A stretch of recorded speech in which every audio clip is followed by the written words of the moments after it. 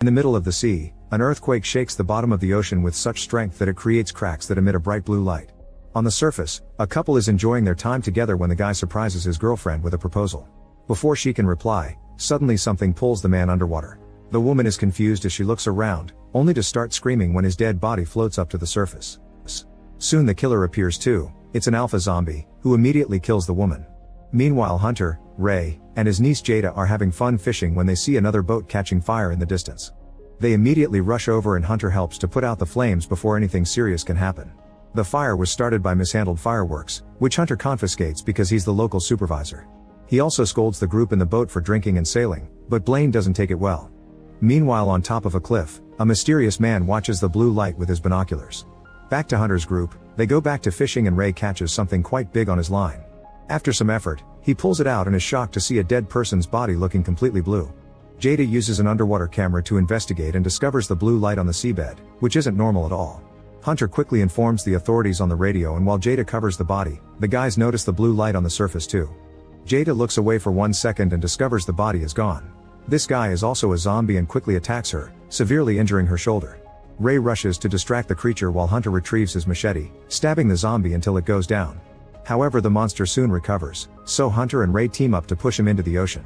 In town, Hunter's girlfriend Kenzie and her daughter Sam receive a call from Hunter, who wants Kenzie to help Jada because she's a doctor.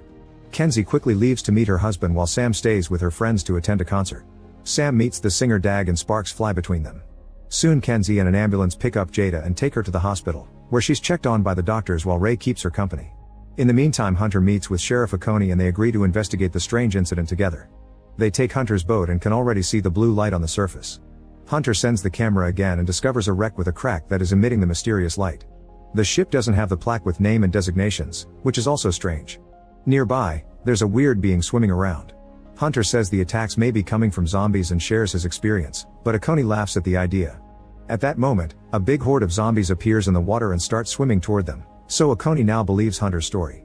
While Hunter calls Kenzie to tell her to isolate Jada, Hunter calls for help and tells his colleagues to evacuate everyone in the area. The tsunami siren stars wailing on the beach and people stare in shock at the sea as they notice the water moving backwards.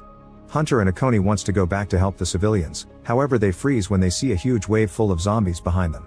As people panic about the incoming tsunami, Hunter tries to get the boat going as fast as possible but it still gets caught in the wave and the guys have no choice but to hide.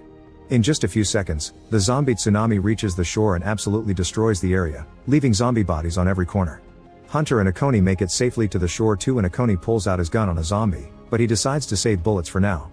At the hospital, Kenzie informs Ray that most of the staff has been evacuated so Jada won't be seen for a while, meaning she and Ray will have to stay in quarantine for now. Back on the beach, there are quite a few survivors, so Hunter and Oconee try to warn them of the danger. However, it's too late. The zombies that crashed with the wave are waking up and more are coming out of the sea to attack every person they can reach. Most survivors end up becoming zombies too, making the horde even bigger. Oconee and Hunter use their gun and machete to kill a few zombies, however there are too many of them and people keep on getting killed. Hunter finds a boat and uses the engine to kill a bunch of monsters at the same time, allowing a group of people to escape.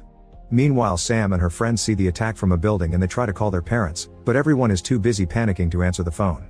At the hospital, Jada wakes up only to die a second later. She immediately awakens again as a zombie and tries attacking Ray, but at that moment a doctor comes in and Jada jumps to bite him instead. Ray uses the chance to quickly run out of the room. Back to the beach, Oconee kills another zombie with an umbrella. No matter how many they kill though, the numbers keep on growing and the wounded zombies continue to move, so Oconee and Hunter decide to run away and get reinforcements. When they get in the truck, they suddenly scream at a presence in the back, but it's just Blaine and his girlfriend hiding. The guys agree to help them and the truck takes off. In the meantime, the mysterious binocular guy reaches the beach and approaches a zombie with a crowbar in hand. In the hospital, Kenzie comes out of a room and is horrified to discover Jada has killed her whole staff. Jada starts chasing her and when Kenzie runs through the corridor, Ray pulls her into a room and locks the door, which Jada starts pounding on. Unfortunately the staff soon also turns into zombies and helps Jada push until they finally manage to break in, so Ray and Kenzie have to start running again. They make it to another section of the hospital and find a zombie on a wheelchair, not to mention Jada is still following them. The duo has to keep on running and find a way to escape. Minutes later, Oconee and the others reach the police station and run as fast as possible when they see more zombies coming. The monsters almost reach Blaine, so he pushes his girlfriend towards the horde as bait and joins the other inside.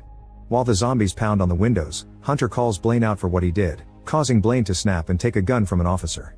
He demands to have the weapons from the armory, and when the others refuse, he shoots the officer. Then Blaine tries to run to the armory, so Hunter quickly knocks him out.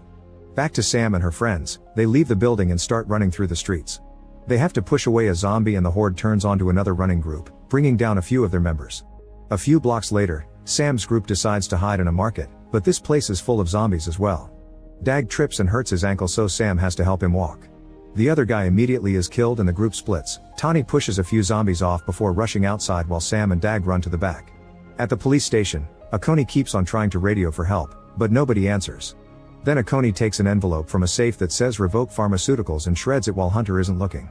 Speaking of Hunter, he logs into the maritime registry and finds the ship they saw at the bottom of the sea. It's registered under Revoke Industries and its status says salvaged and junked, which means the company hid the wreckage. At that moment the zombies finally break the windows, so Hunter and Akoni go to the armory to grab weapons. Hunter is more interested in the confiscated objects and gets a cool sword with a double blade. On their way out, a handcuffed Blaine asks them to take him too, but they ignore him. Using police shields, the duo pushes their way through the horde at the door, and while Akoni shoots the closest ones, Hunter uses a bazooka to finish off the group coming from the street.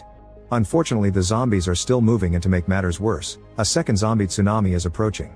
The duo escapes on the truck, and as they drive through the woods they encounter the alpha zombie, so they drive over him. However, the monster is just fine. Back to Sam and Dag, they make it to the parking lot and find his van, where a band member is chilling. He's had the headphones on all along and didn't know what was happening. The guy opens the van for the others before he tries to be a hero, but he can't fight so many zombies at the same time and is quickly killed. Sam and Dag lock the doors and try to escape, but the van won't start. Meanwhile, Tani manages to leave town and runs through the woods as the zombies still follow her. She sees a house in the distance and rushes to the front gate, where Marty sees her on the security cameras. This is the mysterious guy from earlier, who has captured a zombie and keeps it hidden in the basement to study it. Marty asks her to show the back of her head to confirm she wasn't bitten and finally opens the gate when he sees she's clean. Tani rushes inside right before the zombies reach her, but now the horde waits in front of the gate. Then Tani borrows Marty's radio and calls her dad, who turns out to be Akoni. She promises to stay inside with Marty and asks Akoni to get Sam at the market. At the police station, Blaine manages to reach the body of the dead officer and grabs the keys to finally free himself. When he tries to leave, he finds his zombie girlfriend at the door, who immediately jumps on him and bites him. In the parking lot, Dag admits that he's been slowing Sam down and tells her to leave without him. Then he gets out of the car through the window and climbs to the roof, where he starts singing with his ukulele to keep the zombies distracted. At that moment Akoni and Hunter arrive, so Sam runs towards them while Akoni shoots down any monster that tries to grab her. As Sam leaves with the men, the zombies finally reach Dag and kill him. Afterward the group heads to the hospital, closing the door right before the zombies can reach them. Kenzie isn't answering any messages, so Sam runs through a corridor to grab a phone before hiding in a room. She uses it to talk through the speakers, asking her mom to find them at the second floor. The noise attracts a bunch of zombies, so Hunter and Akoni start fighting them with a gun and the fire extinguisher. Sam doesn't realize that the phone cord is stuck around her leg, and soon the monsters start pulling it from outside. A zombie breaks the door with its head, so Sam has to defend herself with a double blade. At the same time Hunter grabs 2 wires from the power box and electrocutes a zombie, which starts an electricity chain that jumps from creature to creature and kills them all. Then Kenzie and Ray arrive in the elevator. A zombie gets in Kenzie's way, so she quickly punches it down and finally reunites with her daughter while the guys lock the zombie up. The group starts making their way out and Kenzie notices that the zombies that came with the wave look different from those who returned with a bite. She concludes those people were experimented on. Outside, Hunter brings down a few more zombies with the blade so the group can get on the truck and finally escape. Moments later they make it to Marty's house and Tani gets to reunite with her dad. She notices that Akoni has a wound and Marty freaks out, but Akoni assures them it's just a scratch and he wasn't actually bitten. Once everyone is inside, Akoni uses Marty's radio to try to ask for backup, although Marty says he hasn't been able to contact anyone since this all started. Tani realizes that they had 2 tsunamis and nobody has come to check the area, which means there's some conspiracy behind it. At that moment, the zombie prisoner breaks free from its chains as it growls. Akoni hears a noise and goes to investigate, entering the experiment room and finding the bed empty. Suddenly the zombie jumps on him and after some struggle, Akoni gets bitten. As he yells in pain, he kicks the zombie off him and the noise of the monster hitting the furniture alerts the others. The zombie hears them and goes upstairs, where the guys push it away and it ends up fighting against Kenzie. Marty immediately attacks it with his taser, instantly killing him. Ray brings Akoni upstairs and Tani takes care of his wound while Hunter connects the taser to the blade to make a more effective weapon. The group scolds Marty for hiding a zombie, so he explains he's been experimenting to learn their weakness. These zombies are full of a liquid with phosphorus, which explains the glow in the water and why electricity is the only way to truly stop them. Hunter concludes they must lure the zombies back to the water and run power to it to kill them all at the same time. They will also have to blow the wreckage so it can't make any more monsters, so Marty reveals he has a huge supply of grenades and C4. While the group starts packing up the weapons, Hunter goes outside to clear the way but the taser doesn't work. The gate suddenly opens so Kenzie comes out to help as well. She turns on the wood chipper, then she and Hunter begin fighting the zombies to throw them one by one into the chipper to obliterate them. Their teamwork is perfect and soon all the enemies are killed so the group can escape. On their way out, Kenzie tells Hunter that if anything happens to her, he should take care of Sam. Akoni soon starts feeling sick so they stop to rest in a cave.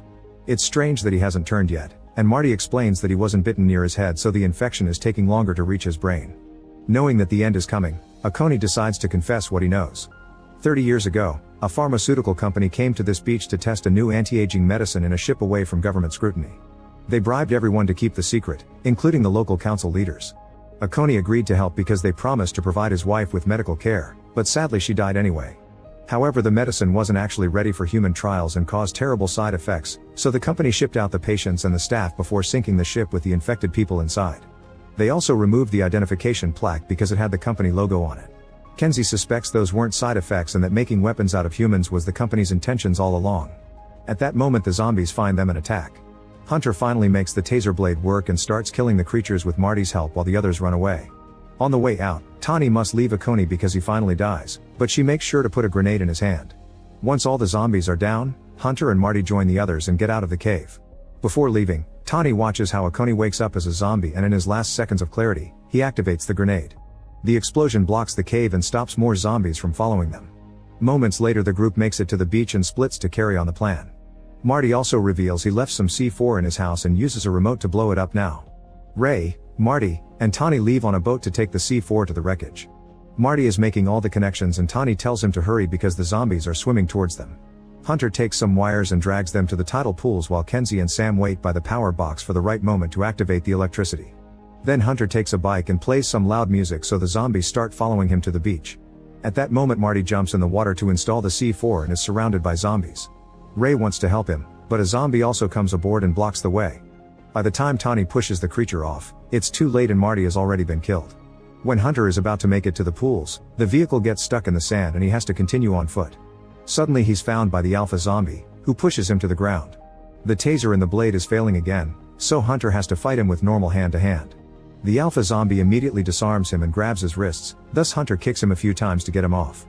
Kenzie sees all this and rushes to get the bike unstuck, playing the music again to finally guide all the zombies to the tide pools. Hunter continues to fight the alpha zombie and when he gets grabbed by the neck, he uses the chance to take out a hidden knife and cut off the zombie's arm. At the boat, Tani continues to shoot the zombies that try to get aboard but they just keep on coming. Ray gives her a life jacket and tells her to escape as her dad would have wanted, so she jumps into the sea. The alpha is still fighting Hunter, who kicks him before retrieving the blade. The taser finally works and he manages to cut the zombie's head off, kicking him into the pool at the same time that Sam finally gets the power box to work, electrocuting all the zombies in one go.